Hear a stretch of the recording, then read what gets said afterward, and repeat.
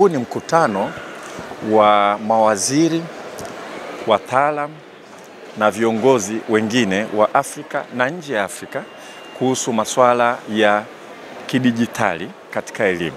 Mambo ya e-learning Africa.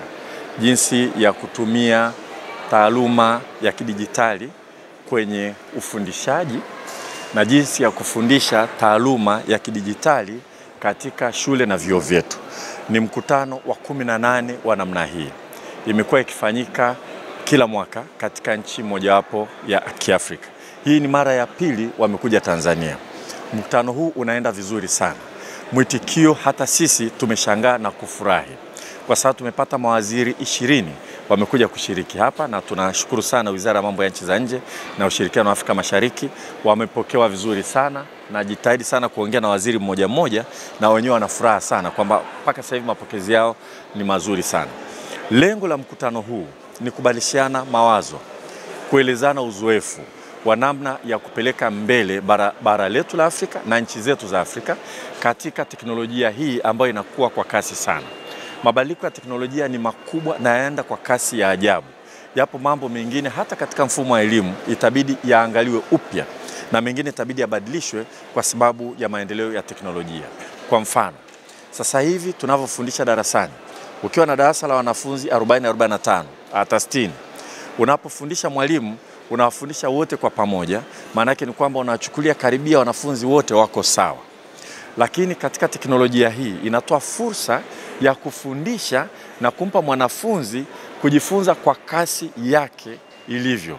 Anayeweza kwenda kwa kasi zaidi, anayechukua muda mrefu zaidi kuelewa kitu, na anahitaji kuelewa vitu fulani zaidi, akapata kitu tunachokiita personalized learning. Anaweza kujifunza. Kupitia teknolojia kuna uwezo wa kutumia ufundishaji wa namna nyingi. Kwa mfano, na kitu hiki tunakifanya sasa hivi kupitia taasisi yetu ya elimu Tanzania, unaweza ukawa na mwalimu anafundisha Benjamin Mkapa hapa, siku hiyo akaunganishwa na darasa jingine ambalo pengine liko Tandahimba, anafundisha somo la jiografia, wakamsikiliza kule na huko akamuona. Tunaweza tukarekodi vipindi mbalimbali YouTube na namna nyingi za kufundisha.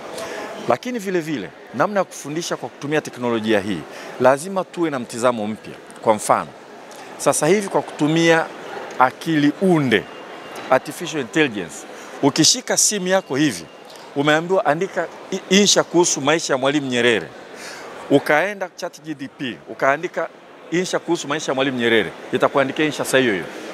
Haichukui seconds, unaipata yote unavyokuwa. Sasa kwa walimu, jinsi ya kufundisha, unahitaji kuhakikisha kwamba kitu ambacho unataka mwanafunzi akifanye, kakifanya yeye, sio kimefanywa tena na kompyuta au mashine. Sasa si jambo la kuogopa, ni changamoto lakini si jambo la kuogopa. Kwa sababu hata wakati calculator zilivyoanza kugunduliwa, zilivyoenda mashuleni, baadhi ya walimu walisema hizi zitasababisha wanafunzi wasijifunze hesabu na hisabati. Lakini baadaye imegundulika ni kifaa ambacho wanafunzi wanakihitaji, walimu wanakihitaji na ni muhimu. Kompyuta zilivyokuja hivyo watu walianza kuhisi kwamba zitasababisha watu wasijifunze, lakini tumegundua kompyuta zinasaidia kujifunza kwa kasi zaidi. Kwa hiyo teknolojia hii inavyoendelea, inabidi sisi tuitumie kusonga mbele. Ukweli, dunia inavyoenda, kujipanga kimkakati, tutaachwa nyuma. Tumeona nchi 10 bora Afrika katika masuala haya, Tanzania haimo. Lakini bahati nzuri katika nchi 10 ambazo ziko nyuma sana, Tanzania haimo.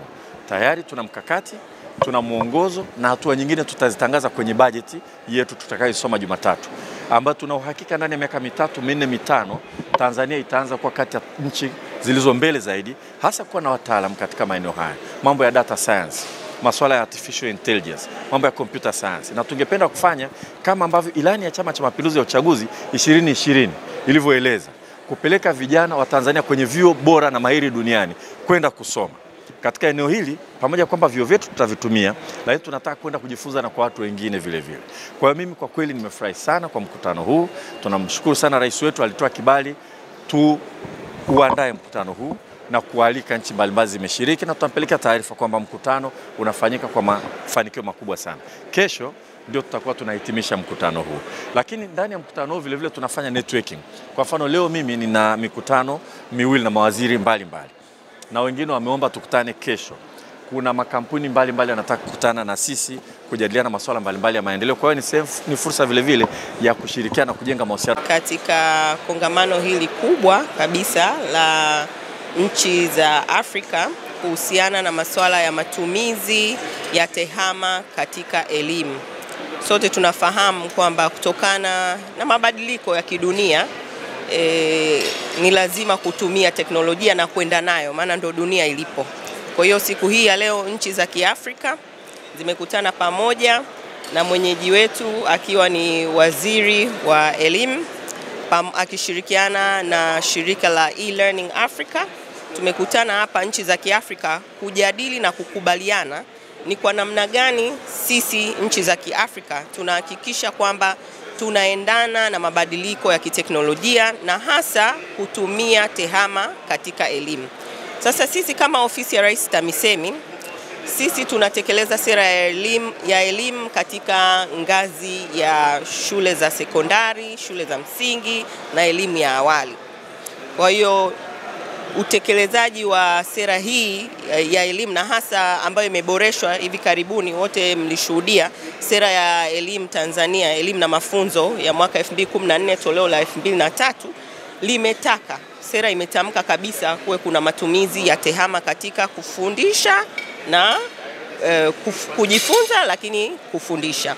Kwa hiyo na sisi watekelezaji wa hiyo sera tayari Mheshimiwa Rais Dr. Samia Suluhu Hassan amefanya uwekezaji mkubwa sana katika eneo hilo, na kwenye shule zetu tuna maabara za tehama, kuna vifaa mbalimbali ambavyo vimenunuliwa vishikwambi kwa ajili ya kuwawezesha walimu wetu kufundishia, lakini mpaka wakati huu tayari tumeanza kufanya majaribio ya teknolojia ya madarasa janja.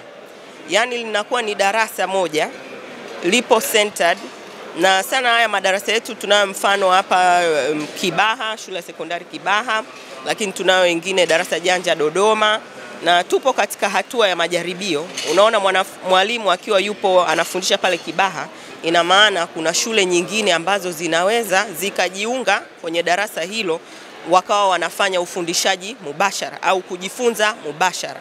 Kwa hiyo hii inaonyesha ni kwa kiasi gani sisi kama nchi na serikali ya awamu ya 6 imefanya uwekezaji wa kuhakikisha kwamba hatuachwi nyuma, kwa sababu dunia ndipo ilipo, na hata soko la ajira litahitaji mwanafunzi ambaye tayari anajua masuala ya teknolojia, lakini watu wote hata walimu wetu wawe wanafahamu namna ya kutumia teknolojia na Watanzania kwa ujumla wake. Kwa hiyo jitihada hizo zinaendelea. Sisi tumeshiriki leo hii tukiwa watekelezaji wa sera katika ngazi ya elimu msingi, na kwa kweli serikali ya awamu ya 6 inafanya mambo makubwa kuhakikisha kwamba hatuachwi nyuma, na kwenye elimu ya msingi kunakuwa na uwekezaji wa matumizi ya tehama katika kujifunza, lakini katika kufundisha.